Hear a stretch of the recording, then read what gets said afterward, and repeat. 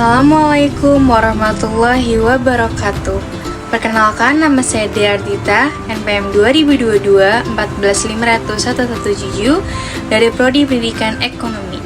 Yang terhormat, dosen pengampu mata kuliah Pembinaan Kompetensi Mengajar, yaitu Dr. Muhammad Ramadona SEMPD, dan yang saya hormati teman-teman kelas S6. Jadi, pada kesempatan kali ini, saya diberikan tugas untuk mempraktikkan salah satu ciri-ciri guru profesional. Dan dari semua ciri-ciri itu, saya memilih yaitu memberikan apresiasi dan penguatan positif. Oke, mari kita simak videonya. 3, 2, 1, go!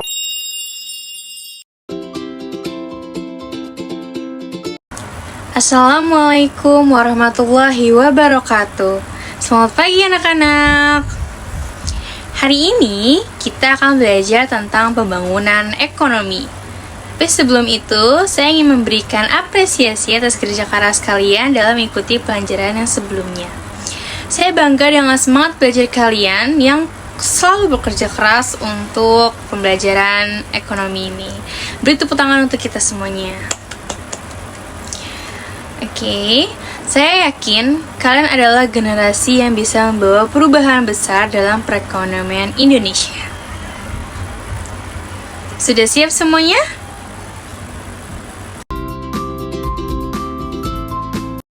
Sebelum kita masuk ke materi, saya ingin bertanya dulu kepada kalian semuanya.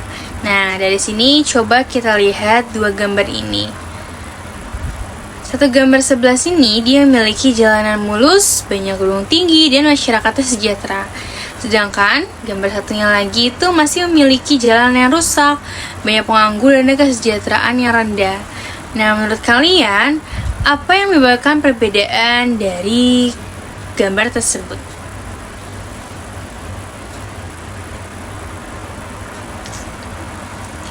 Bagus, jawaban kalian semua luar biasa. Ini membuktikan bahwa kalian sudah berpikir kritis mengenai masalah pembangunan ekonomi tersebut. Nah, hari ini kita akan membahas indikator pembangunan ekonomi yang dapat memberikan penjelasan mengenai perbedaan dari kota tersebut.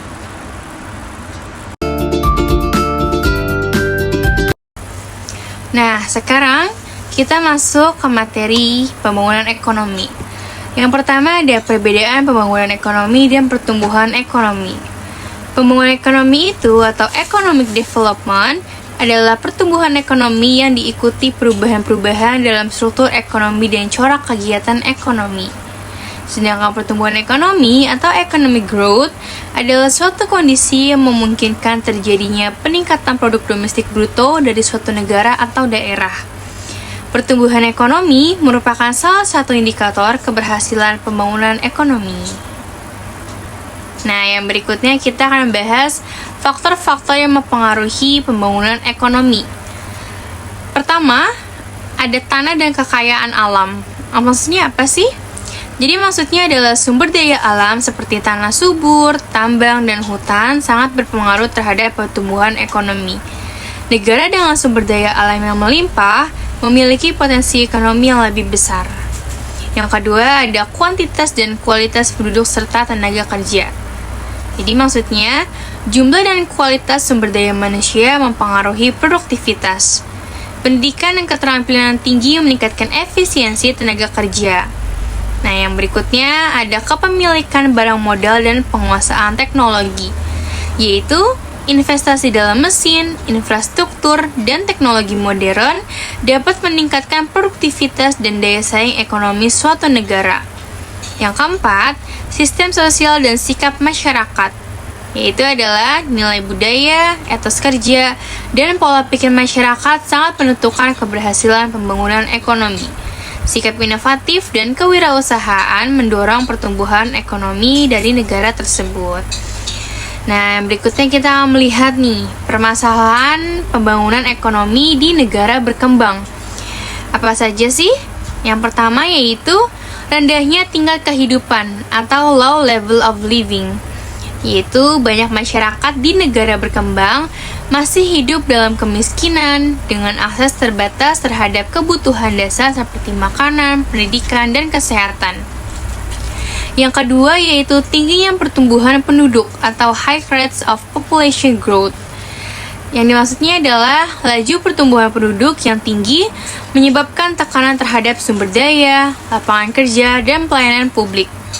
Yang ketiga, tingginya tingkat pengangguran atau high rates of unemployment. Banyaknya angkatan kerja yang tidak terserap dalam lapangan pekerjaan menghambat pembangunan ekonomi dan menurunkan kesejahteraan masyarakat. Yang keempat, pasar dan informasi yang tidak sempurna, yaitu kurangnya transparansi dan akses terhadap informasi ekonomi menyebabkan ketimpangan dan inefisiensi dalam distribusi barang dan jasa. Yang kelima, ketergantungan besar dan kerentanan dalam hubungan internasional, yaitu negara berkembang sering bergantung pada negara maju untuk investasi, teknologi, dan perdagangan yang membuat ekonomi mereka itu rentan terhadap perubahan global. Yang keenam, rendahnya tingkat produktivitas atau low level of production, yaitu teknologi yang kurang maju dan keterbatasan modal menyebabkan produktivitas yang rendah di berbagai sektor ekonomi. Dan yang terakhir adalah ketergantungan pada sektor pertanian primer atau substantial dependence of agricultural primary production. Ekonomi yang terlalu bergantung pada sektor pertanian ini dan bahan mentah rentan terhadap fluktuasi harga dan bencana alam, sehingga itu menjadikan kurang stabil dalam jangka panjang untuk negara tersebut. Yang berikutnya ada kebijakan dan strategi pembangunan serta indikator keberhasilannya. Yang pertama, kebijakan dan strategi pembangunan. Nah, jadi ada visi dan misi pembangunan nasional tahun 2005 sampai 2025. Visinya adalah Indonesia mampu menjadi bangsa yang mandiri, maju, adil, dan makmur. Sementara itu, untuk misinya adalah yang pertama, mewujudkan masyarakat berakhlak mulia, bermoral, beretika, berbudaya, dan beradab berdasarkan falsafah Pancasila. Dan yang kedua, mewujudkan bangsa yang berdaya saing. Nah, setelah tadi kebijakan dan strategi pembangunan, berikutnya ada indikator keberhasilan pembangunan ekonomi. Jadi ada 3 indikator utama untuk mengukur keberhasilan pembangunan ekonomi. Ketiga indikator itu adalah indikator moneter, indikator non-moneter, dan indikator campuran. Kita bahas dulu untuk indikator yang moneter. Indikator moneter ini meliputi pendapatan per kapita dan indikator kesejahteraan ekonomi bersih atau Net Economic Welfare atau NEC. Dan yang kedua, indikator non-moneter diambil dari berbagai hal pokok yang berkaitan dengan kehidupan masyarakat. Indikator non-moneter ini meliputi indikator sosial dan indeks kualitas hidup. Dan yang ketiga, ada indikator campuran, yaitu mencakup indikator Susenas, INTI, dan indeks pembangunan manusia atau Human Development Index. Selain indikator-indikator di atas, garis kemiskinan atau poverty line dan kebutuhan dasar minimum atau basic minimum needs juga digunakan sebagai indikator pembangunan.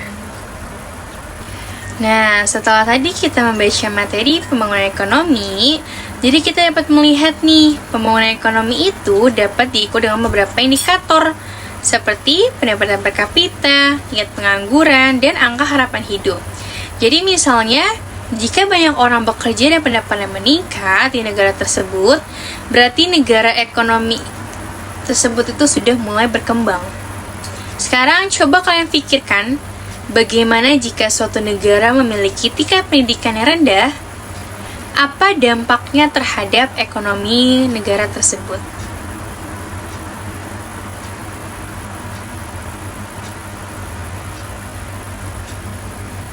Betul. Pendidikan yang rendah dapat menyebabkan angka pengangguran tinggi. Wah, sekarang kalian sudah bisa ya menjawab hal-hal seputar pembangunan ekonomi dan benar-benar cerdas dalam menganalisis masalah ekonomi di suatu negara.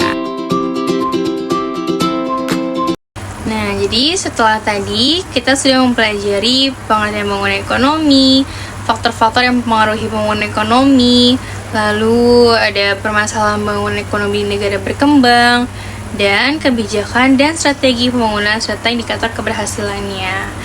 Sampai sini ada yang ingin bertanya? Wah, sepertinya sudah ngerti semuanya ya. Oke, jadi sekarang setelah tadi kita membahas pengertian tentang pembangunan ekonomi tersebut, saya akan menampilkan beberapa indikator pembangunan ekonomi. Oke, tadi yang sudah beberapa saya jelaskan, sekarang saya tampilkan lagi.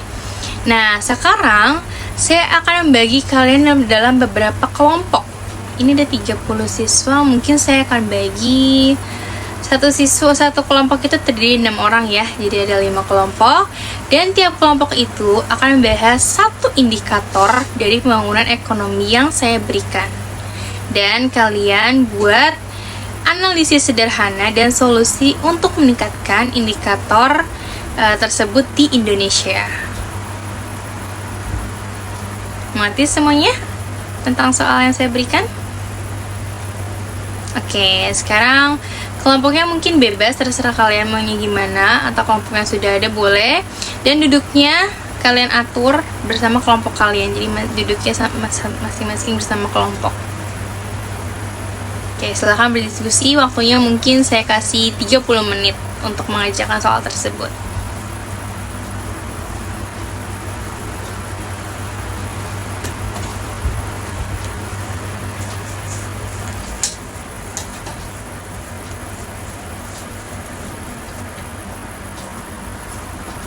Nah, sudah semuanya ya mengerjakannya. Sekarang dari masing-masing kelompok, silakan mempresentasikan hasil dari jawaban kalian ke kelompok tersebut. Dimulai dari kelompok 1 sampai kelompok 5, nanti bergantian ya. Dimulai dari kelompok 1, silakan maju ke depan.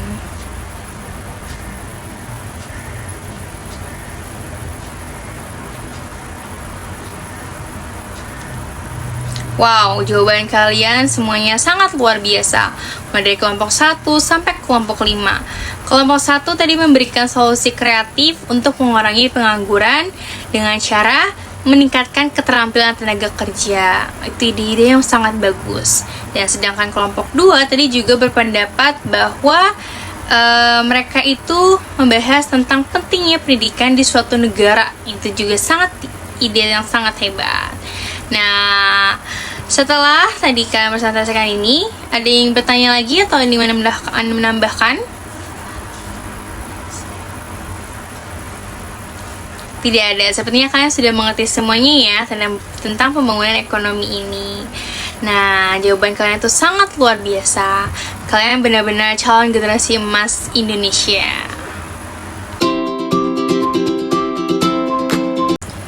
Jadi, dari diskusi kita hari ini, kita belajar bahwa pembangunan ekonomi tidak hanya soal uang, tetapi juga kesejahteraan masyarakat secara keseluruhan. Saya bangga dan berterima kasih dengan cara kalian berpikir kritis dan berani menyampaikan ide-ide brilian yang kalian punya.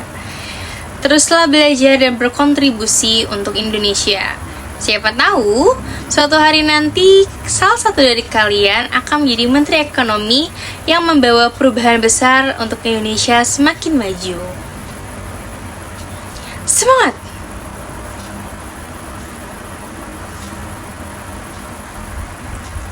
Oke, sepertinya waktunya sudah habis ya. Kita cukupkan pembelajaran hari ini. Saya akan memberikan refleksi untuk kalian kerjakan di rumah, yaitu bagaimana kalian bisa berkontribusi dalam pembangunan ekonomi di Indonesia.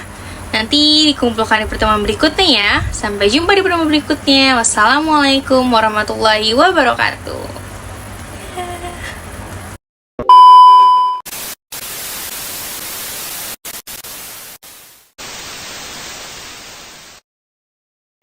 Terima kasih karena telah menonton video yang saya buat. Kita telah membahas mengenai indikator pembangunan ekonomi yang meliputi perbedaan pembangunan dan pertumbuhan ekonomi, faktor-faktor yang mempengaruhi pembangunan ekonomi, permasalahan pembangunan ekonomi di negara berkembang, dan kebijakan dan strategi pembangunan serta indikator keberhasilannya. Dengan memahami materi ini, kita bisa lebih jelas melihat bagaimana suatu negara berkembang dan sejauh mana kesejahteraan masyarakatnya. Namun, yang terpenting adalah bagaimana kita sebagai generasi muda bisa berperan dalam mendukung pembangunan ekonomi yang lebih baik untuk Indonesia. Ingatlah, Pembangunan ekonomi bukan hanya tugas pemerintah, tetapi juga tugas kita semua. Setiap kontribusi, sekecil apapun, bisa membawa perubahan positif. Jangan ragu untuk berpikir kritis, berbagi ide, dan mengambil tindakan yang bermanfaat. Semoga video yang saya sampaikan dapat memberikan wawasan baru dan bermanfaat untuk kita semuanya. Terima kasih. Wassalamualaikum warahmatullahi wabarakatuh.